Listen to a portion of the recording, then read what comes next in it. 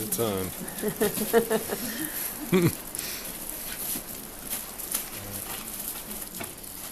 Work it out.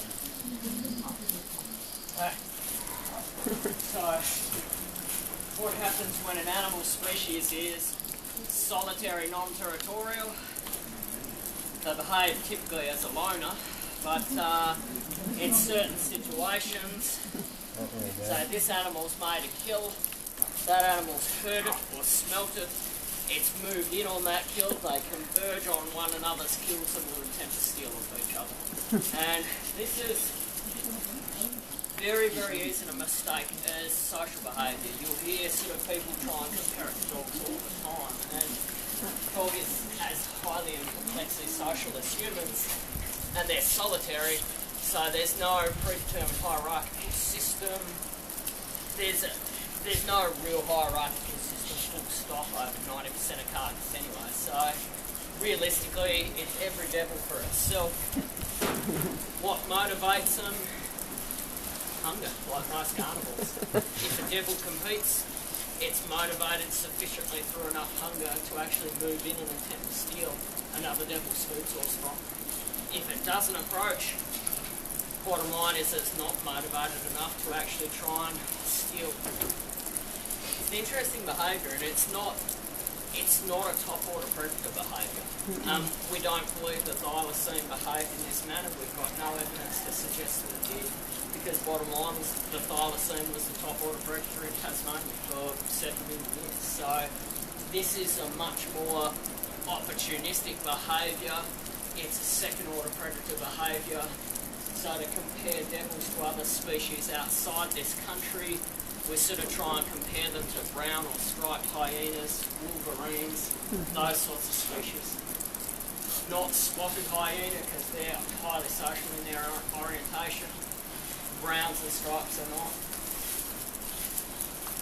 Each devil gets around the competition primarily by killing its own food source and eating exceptionally quickly. Like most carnivores, they gorge feed. Devil can down about half of its average body weight in about 20 minutes. So they really do ingest a lot very quickly. It might take them 5 or 6 days to make the next kill, but they've been backward and forward on and off the carcass, eating 2 or 3 times their own body weight, quick succession. It'll easily get through to the next kill that they make. Of any kill, it's made through the back of the neck. They've got impressively long, thin canine teeth that they use to spear down through the brainstem into the spinal column. So death is actually paralysis more than anything else. From there, they roll the carcass over. They want to strip any fat from that carcass first, so they generally flip it over, get the intestinal system out. That gives them access to the fat and marsupials that are stored within the base of the tail and the tail, and up here around the kidneys. And then they'll dive up into the chest cavity and eat the organs, brain, neck, facial mass, your main muscle mass, which in something like that wallaby is the legs. If it was a wombat, would be up over the shoulders and in the chest. And from there, they will eat the skin and fur by default together, because they can't invest the time to actually separate skin and fur. So they gorge it all down and regurgitate the fur later, and then they'll often run off with the bones and have a crack at them. And so often, the thing that is talked about so often with devil is their bite force, and the dentition to actually eat bone is probably more interesting than the actual muscle that pulls the jaw shut, to be honest. But a typical 12 kilogram male, which we'll have a look at in a minute, has a bite force of about 1,200 pounds. So power to weight ratio of devil is through the roof. Outright, that's not a contender for the strongest jaw on the planet or anything like that. It's not even remotely close, but for a 12 kilogram animal to have a bite force that some 150 kilogram carnivores don't have, it's not bad going. And then from there, they have impressively large molars that are big, flat anvils that they can push against. And then they've got these delicate shearing molars. So it's that action there. And marsupials, creatively we call it a marsupial shell, and it's sort of a step down section off the molars to protect the palate, so that when they do that and cut the bone apart, they're not actually driving shards of bone into their gum or palate with 1200 psi behind it. So they have these sort of extensions to their tooth that have evolved to protect their mouth. That is a bone eater through and through. Small devils will eat small bones, big devils will eat big bones, and they cut them up rather than crush them up. So rather than that action there, which is pretty inefficient, it's actually cutting it, and then they'll shift it, cut, shift, cut. It's quite impressive to watch them bring a very large bone down to something that they can swallow and digest. They tend to do it last because it takes time. How often do these guys feed? In captivity, you mean? 36, 48 hours. Not every day. Do they feel the cold or the heat in the summer? It's very adaptable to temperature.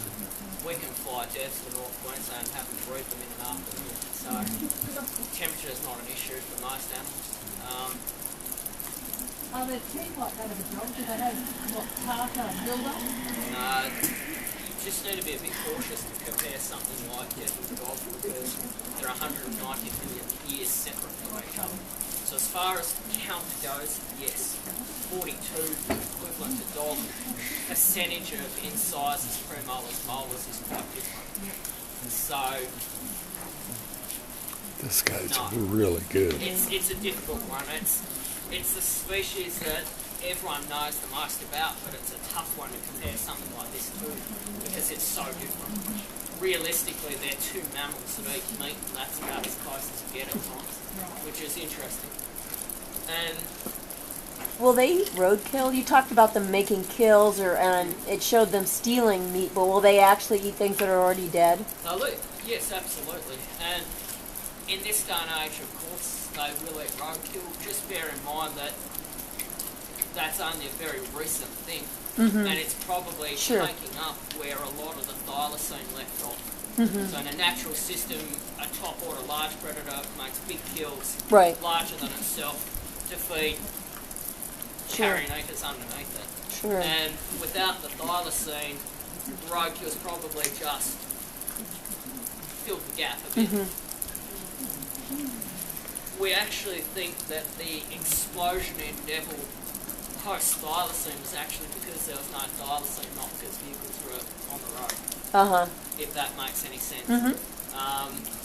Because suddenly 5,000 thylacines to 100,000 devils average, straight away that indicates predator prey. To lose the thylacine, they lost their ability to steal off it and forage after it, but they also lost their predator. Whack.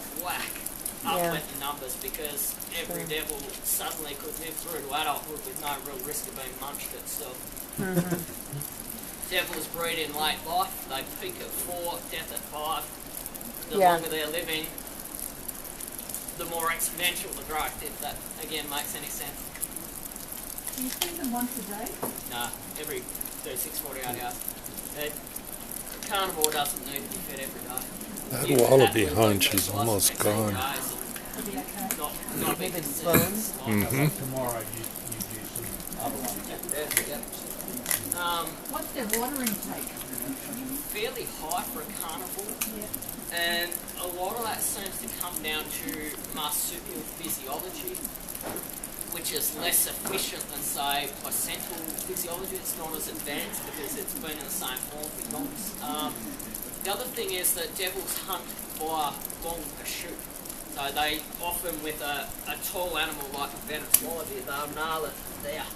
And so the pursuit over several kilometres is bleeding it out. They're a carrion eater, so the blood's congealed, or it's been bled out by something else. In my experience, devs drink more than other carnivores. And probably need to because they're not focusing in on the blood. The first thing a quoll does when it kills there is scoot around here, tear that out, and lap up the blood. So very, very rarely would you see a quoll drink them every 2 or 3 days. Set your watch by it.